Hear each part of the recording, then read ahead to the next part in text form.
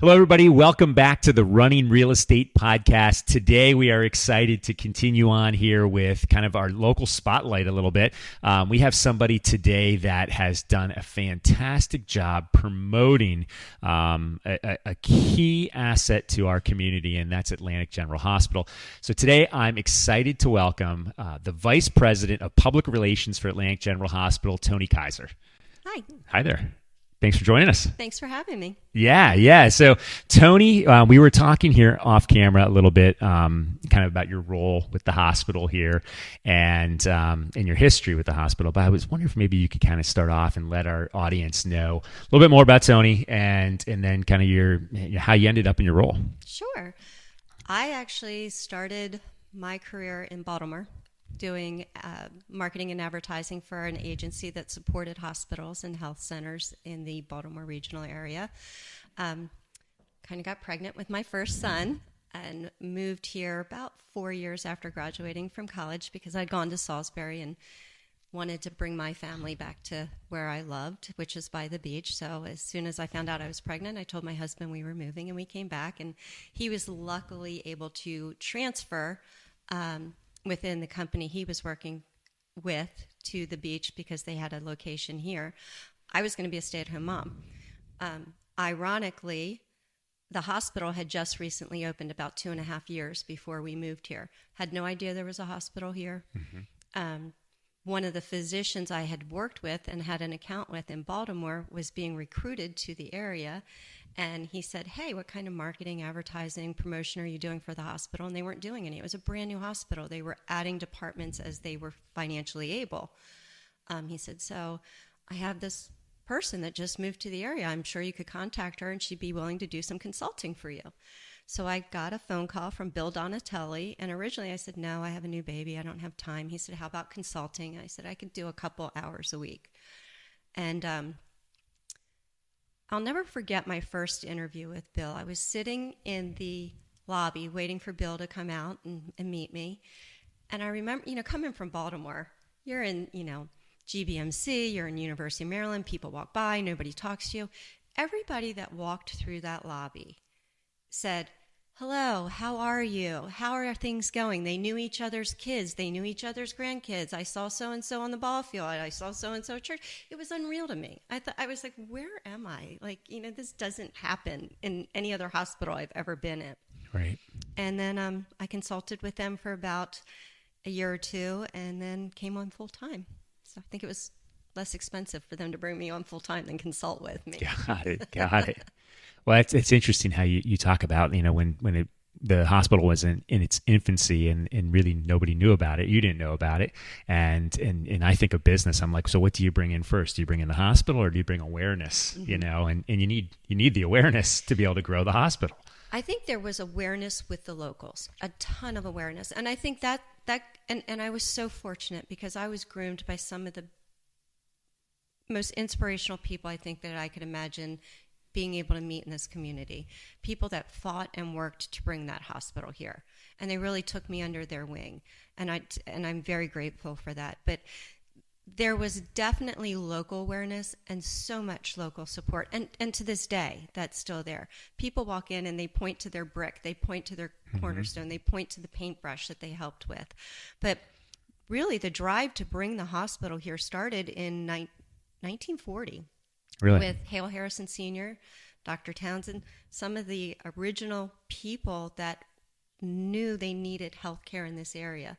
And unfortunately, they fought hard, was never able to make some headway. Dr. Townsend was actually at that point doing house calls for barters.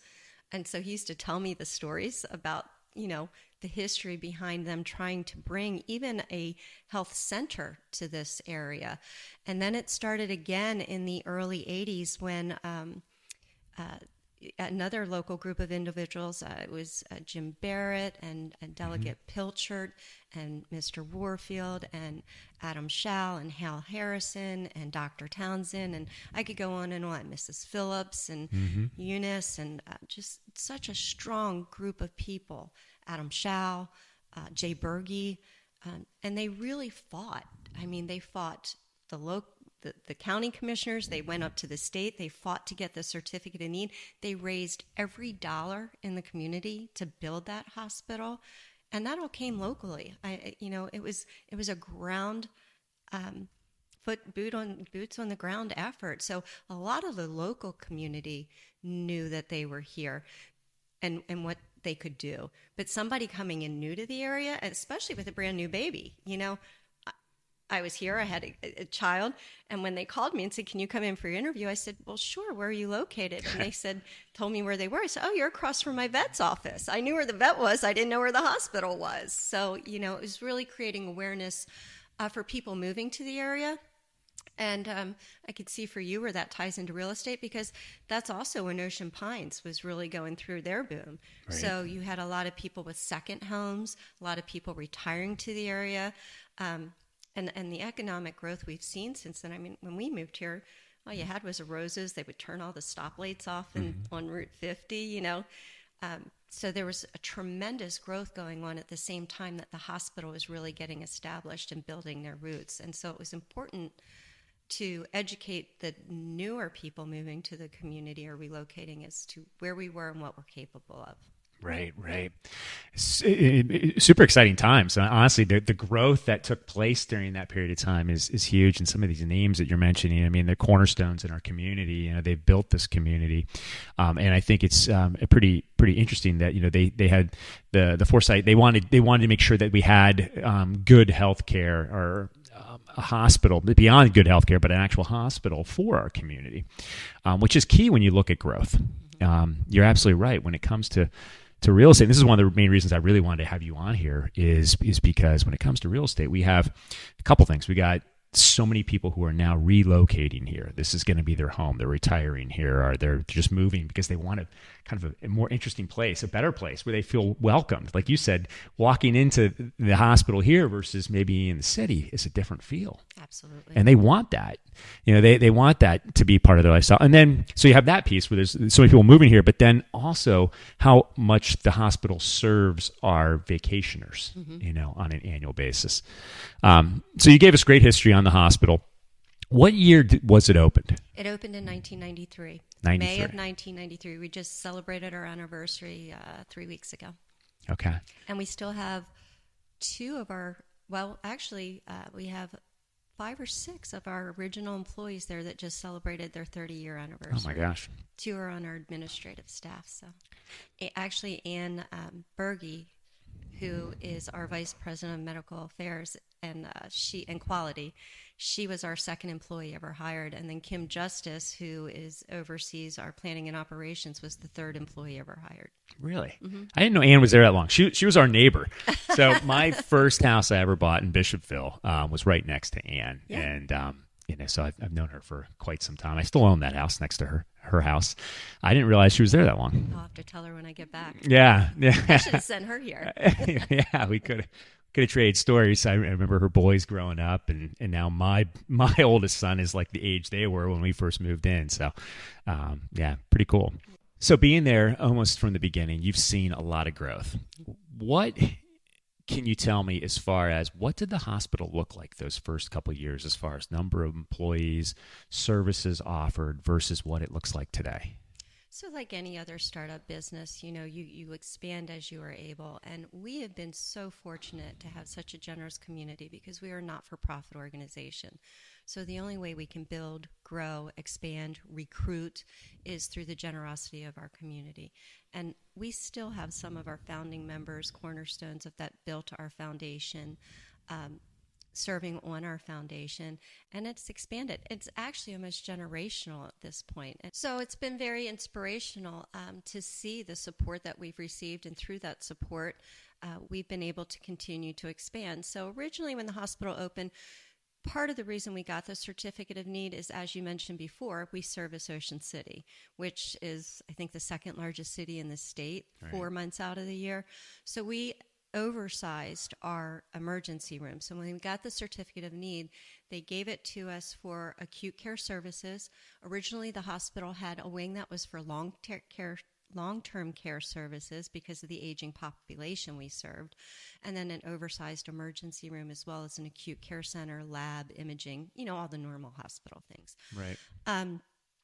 We had no offices out in the community. It was just the hospital in its primary location. And by oversizing the emergency room, that allowed us to care for Ocean City. And that's really why the state gave us that certificate of need.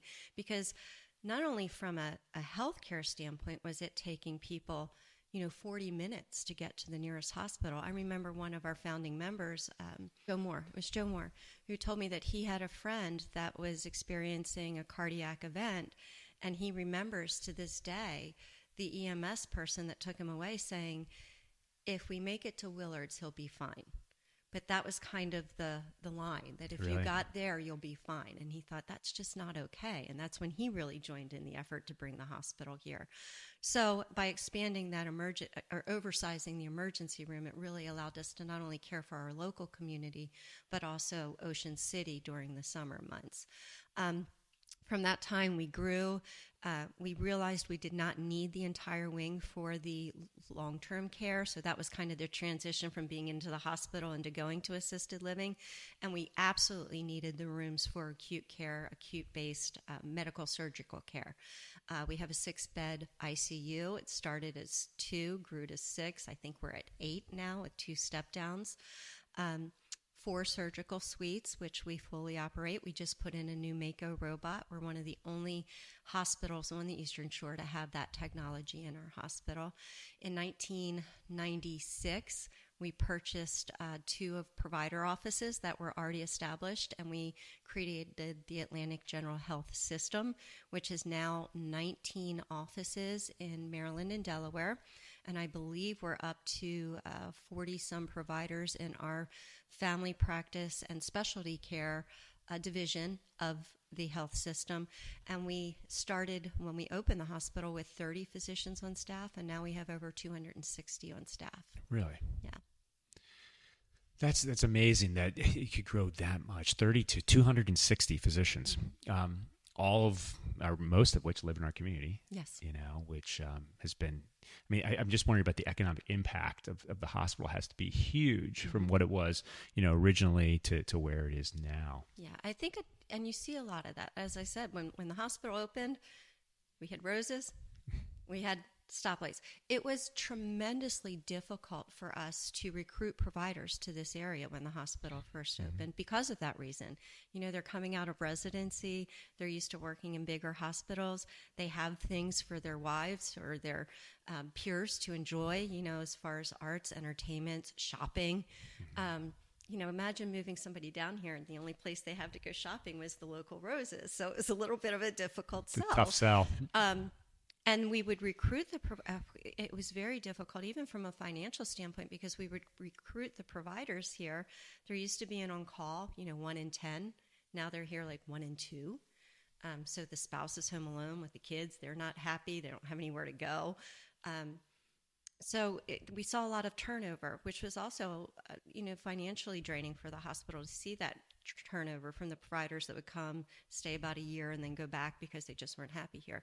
So again, that's where our local community stepped in, and a group of spouses of providers that were already here started what was called the Junior Auxiliary Group, which is still in place today. The original concept behind that was, happy wife, happy life. So they created a support network for the spouses of the providers that were moving into the area. And they would organize like welcoming events. They would organize monthly socials. Not so much a fundraiser, but just an opportunity for the spouses to get out and meet other people that were involved in the hospital, a friend-raising group, giving them an opportunity to say, I have a really important event I have to go to for the hospital tonight. You've got the kids, I'm heading out, and have some cocktails and meet other people in the community, talk about where to go, what to do, who's a good dry cleaner, who's a vet, make connections. And that really helped to establish and you would think it's such a meaningless thing when you're recruiting providers, but that really is when our recruitment efforts really started to take hold, and you see the growth from that time forward. And I credit the spouses of those providers that did that for us. Right. it's like that culture, Mm-hmm. the culture that becomes the glue that keeps them here. Exactly.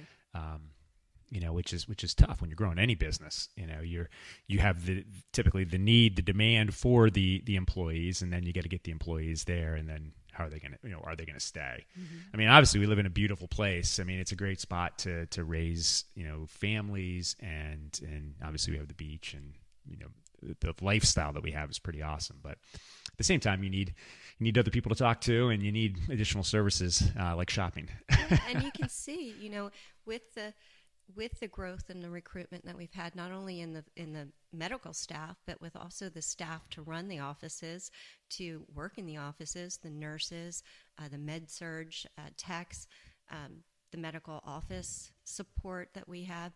As those people continue to move, you see your schools growing, mm-hmm. you see your developments growing, you see the general community growing, the shopping, and as you said, everything else that kind of grew as we grew, and we continue to recruit more people to the area.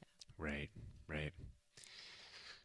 So with that growth, obviously the town of Ocean City has gone through some transformations during that period of time. I think maybe not during the summer months. We pretty much still have our capacity of say 300,000 people, and that's been that way for years. But I mean, how does the hospital, in a resort town, does it ramp up and ramp down? Absolutely. Do you have to hire seasonal help to bring in, or has it gotten to a point where you're able to keep everybody, that you need employed throughout the entire year, and there's enough, I guess, influx of people relocating here mm-hmm. to keep everything going? Yes and yes. Okay. So it's all in staffing, and it's how you staff those departments, knowing that you're going to ramp up in the summer, right. And we're doing that right now.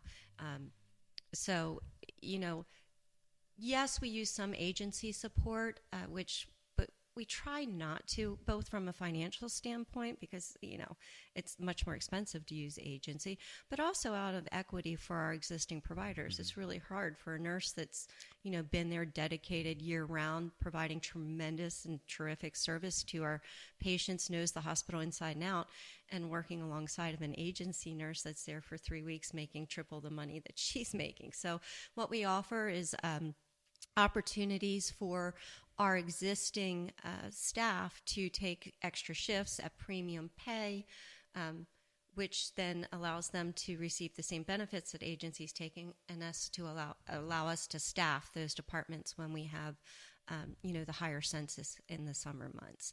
We do the same thing with our providers in the emergency department.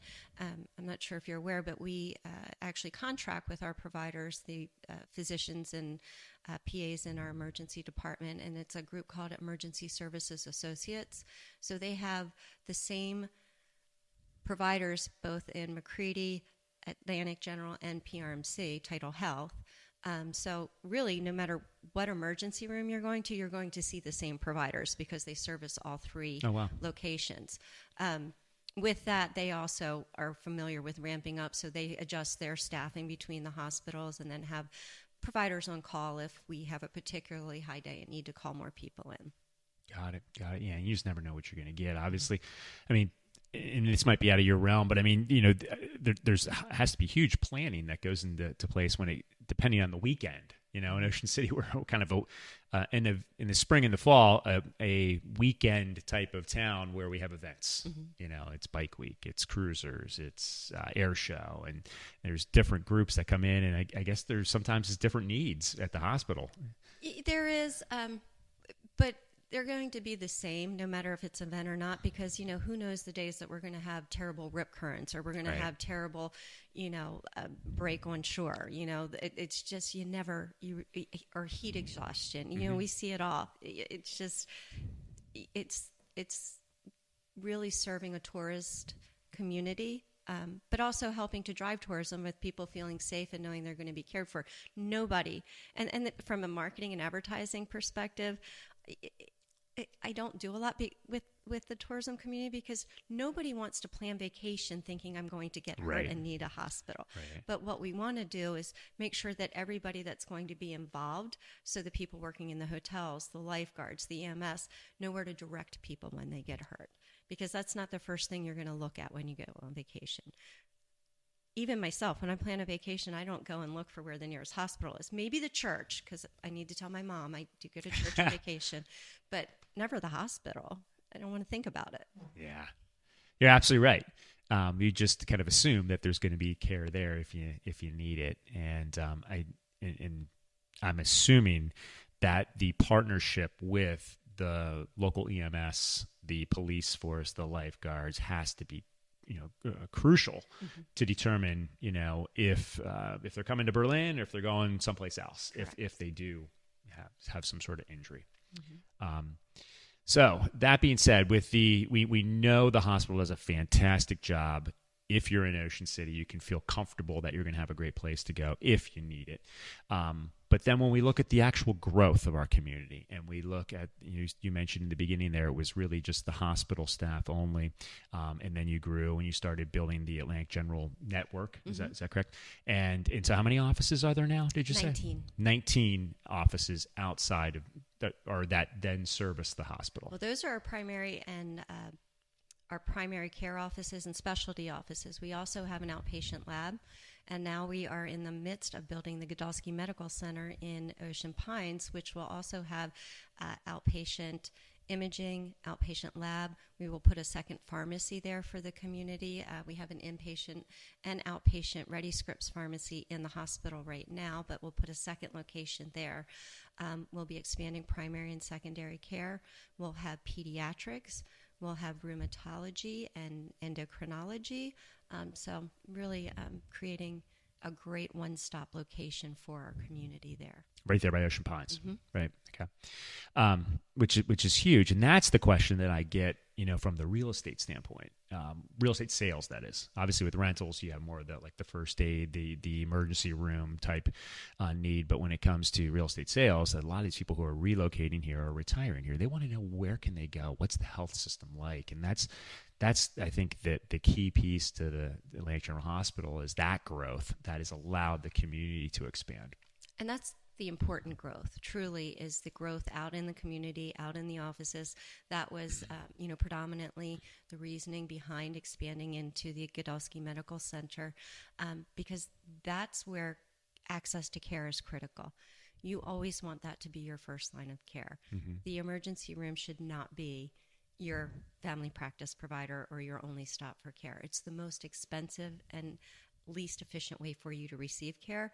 And oftentimes, a lot of your insurance carriers, if it's deemed not medically necessary, won't even cover that care if you get it there. So we have done a tremendous amount of work to expand access in our primary and secondary offices and our specialty offices.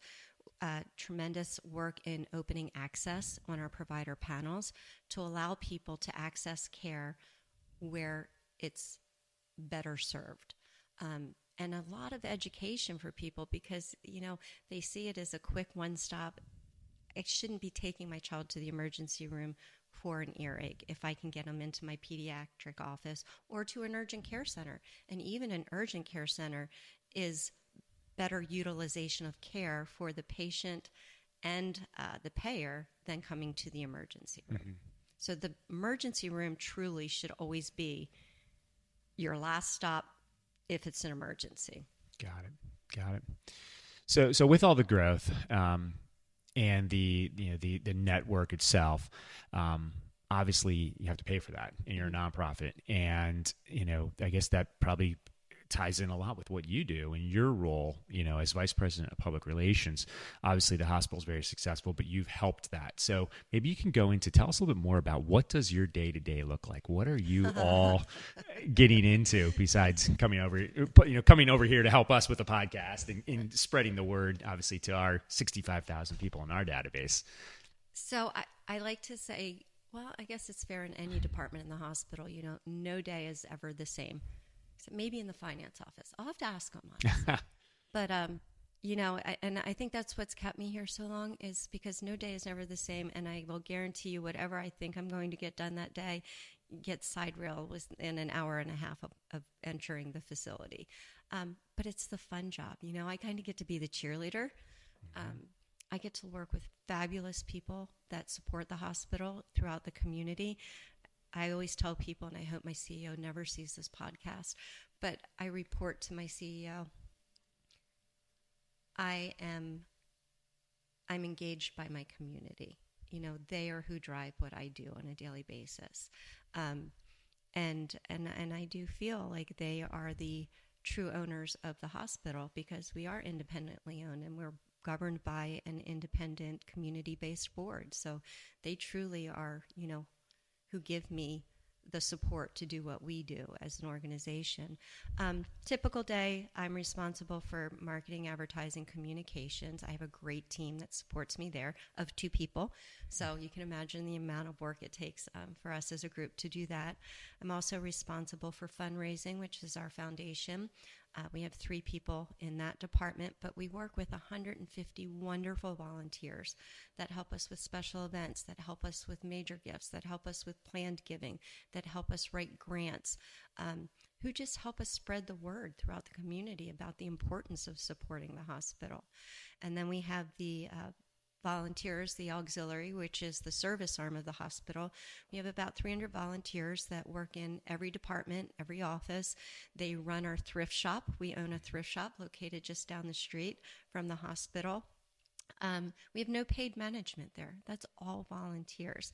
And I mean, I act as their liaison. I don't ever say that I oversee them, because they do such a wonderful job. They have ownership in what they do. They just tell me what they need, and I try and make it happen, because they do a great job. And then we have our junior auxiliary group, which I shared with you, which is a great group. They organize socials on a monthly basis. Anybody's welcome to join that. We have an open membership for both our auxiliary and our junior auxiliary group. If anybody wants more information, you can reach out. I'd be happy to share with you. They plan some really fun events on an annual basis. Some are fundraising, but I think the junior auxiliary only does 2 main fundraisers. Everything else is just social, just a way to get involved. And if you can't volunteer during the day, but you still want to meet new people and support the hospital, it's a great group to join. Very fun. I call them the fun group.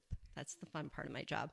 And then just recently, I have started to work with physician recruitment, so supporting the organization with assisting Dr. Dowling and our CEO with helping to bring new providers to the community. Got it. So that's a daily. It's a lot. There you go. And then special events. Do you work with that too, like the Penguin Swim and some of these other ones? Yeah. So we have 3 signature events. The first is our annual Fall Golf Classic in memory of Mr. Warfield. Yeah. And then we have, that's in September. Then we have our Penguin Swim, which is on New Year's Day every year, which has grown just tremendously. And Phil Houck and his team there at the Bull on the Beach have been major supporters of that. But that's another area that I mentioned earlier, where you see people, and it's a generational event. It's so cool for me every year to see it not only grow, but at registration, the kids that are there that are saying, I did this with my dad and my grandfather, and now I'm bringing back like my fraternity brothers and sorority sisters because they don't believe I do it, so I'm still doing it. And the first time I did it was 6, and now I'm 27, but they're still bringing their kids out to do it. So it's just really inspirational to see people come back to the area for that event every year. And then in May every year, we do our annual anniversary celebration. And again, the support after 30 years, this is not an event that we hold at a venue. Somebody every year opens their house or their property for us to hold this event for 600 people, which is that's a huge ask. And we have never, ever had anybody say no. How can we help and what can we do? So again, it's just truly the community support that we receive that's been the cornerstone of our growth. Yeah. Well, it's obvious that you're doing a fantastic job. I mean, there's been so much growth there, and I'm sure there's more in the future. And that kind of leads me to one of the last questions I wanted to ask you. What is in store for the hospital in the future? Well, we just finished our strategic plan. Mm-hmm. So I think the board just put their stamp of approval on it in April. So that is what we'll be rolling forward with. It can be found on our website if anybody wants a little light reading.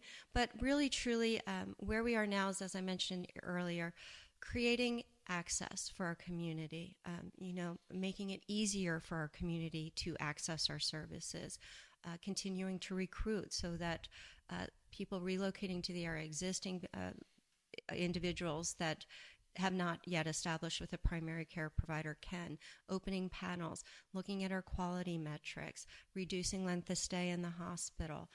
So really looking at what we can do to better service our community and their healthcare needs and make it easier for them to access those services. So that's really what's going to be driving us moving forward. Got it.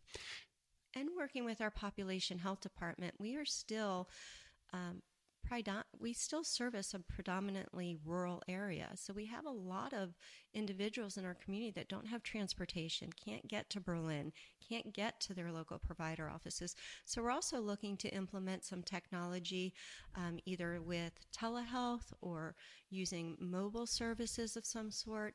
We rely heavily on our EMS, not to just provide transportation to our facility, but we're also working with them on programs where we stop and check in with people, again, to drive down their need to come back to the emergency room. We want to keep them healthy where they are, out in the community, out in their home.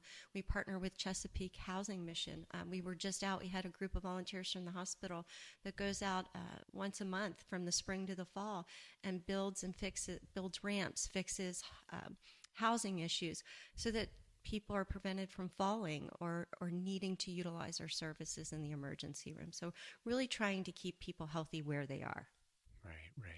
And you talk about telehealth, and I guess one thing I think about a little bit here, and I think I'm hoping we're through it for quite some time, but the ability for the hospital to react and then adapt during the COVID times. How did that affect how you guys do things on a daily basis? It seemed like you guys reacted and moved in the right direction pretty quickly. We were able to adapt and service our community. We were. And that's one of the things I think is the benefit of being a small community, individually owned hospital. We are much more nimble, and we always have been. And it's always been very rewarding and humbling when we participate with the Maryland Hospital Association or regional meetings, and you sit at the table with these huge academic centers, and they're working through programs, and we're kind of like, yeah, we got that. Because we're more nimble. We don't have the layers that we have to get through to get approvals or get funding. It's kind of like, if it's the right thing to do, we're going to do it, and we're going to do it quickly, and we're going to not have to involve more people than we need to get it done. Efficiency. So with COVID, oh, absolutely. With COVID, we were actually one of the first hospitals to stand up a vaccination clinic. We had our clinic up 3 weeks before any other facility in the state, where we did 3 clinics in our Barrett Medical Office building before any other hospital did a clinic for their community in the state. It was a little tricky. It was a little difficult because if you remember in the beginning, there were a lot of restrictions on who could get the vaccine. Right. We had people registering from all over the state to drive down on the date of our clinic, and we had to make sure they were the right age, they were eligible, so they didn't drive 3 hours and then be turned away because they didn't meet the eligibility requirements. But we also wanted to make sure that we took care of our community first. So we made sure we had as many spots available for our local community to register, and then only accepted those from outside of our counties that we serve after we had put in as many spots as we could for our local community. Got it. Yeah, now, it's amazing how that all went down. And honestly, when I think about real estate, we had so many people that I remember coming to the beach that decided, what, we're leaving the cities. We're concerned about the hospitals up there. We look at the numbers in Worcester County and they're so low, and we know that the hospital's there if we need it. So we had a big influx of people that kind of ran away to the beach during that period of time. And I'm guaranteeing that did put some strain on the hospital, but it seemed like you guys came out very strong and really supported us as a community. Oh, thank you. And it's a team effort. I'll tell you, when we did that the first clinic, and when we were all there, that's the other very rewarding aspect of being a part of the AGH family, is it's all hands on deck all the time. I mean, we've had snowstorms where we've had VPs out there helping shovel. the clinic, it was pouring down rain. We had every level of staff that had volunteered to come out with their orange vest on, directing traffic, putting people in line, helping people get their family member out in wheelchairs. So, I was out there with my little flashlight directing traffic, so all levels of personnel really pull together and come together as a team. And you don't really see that in many organizations. And that happens quite frequently. Like I said, whether it's a weather event, we've been there sleeping with our sleeping bags on the floor. How can I help? What can I do? Where do you need me to run something? Right. And that's truly how we serve each other in the organization and our community. And I think it was also an opportunity selfishly for me and what I do, as you said, as people ran away and kind of came and they could work from home. So now home becomes their second home and they got to stay in their condo or their house or wherever it was. If they had to utilize our services, it gave them an opportunity to see what we do. And our satisfaction scores every month far outweigh any concerns that we have. Now, do we have concerns? Absolutely. And one of the first things you'll hear all of us say, foundation members, volunteers, if we have concerns, we want to hear them, because that's the only way that we can fix them and make sure that they're not happening to somebody else. So we always tell people and encourage people, if you've heard a story, if somebody's had a bad experience, let us know. Number one, we want to talk to that person. But number two, we want to educate our staff and figure out what we need to fix to make sure it doesn't happen to somebody else. That happens far fewer than the compliments that we receive from and it never fails that they start with housekeeping. Everybody on your housekeeping staff were so nice, so polite. They came in, they asked me how I was, they spoke to me. Not only were they doing their job, they cared about me as a patient. Food services, the providers, the nurses, the CNAs, everybody. And they say, this is the first time I went into a hospital and I didn't feel like a number. I felt like a person. And we hear that all the time. Yeah. So it gives those people from out of town the chance to see what a small community hospital can do. Yeah, no, absolutely. Completely different world. I can tell you that, going from the hospital here to other spots. I've been there for surgery myself. My daughter has been there for surgery, and very well taken care of. Didn't have to experience a lot of food, but I will tell you, coming out of surgery, the Jell-O was really good. I was telling Christy this, my wife, the other day. I'm like thinking about all the times in my life where I didn't have to worry about business, didn't have to think about things. I will say, coming out of, I got my appendix taken out a couple years ago, and I remember being there kind of in recovery.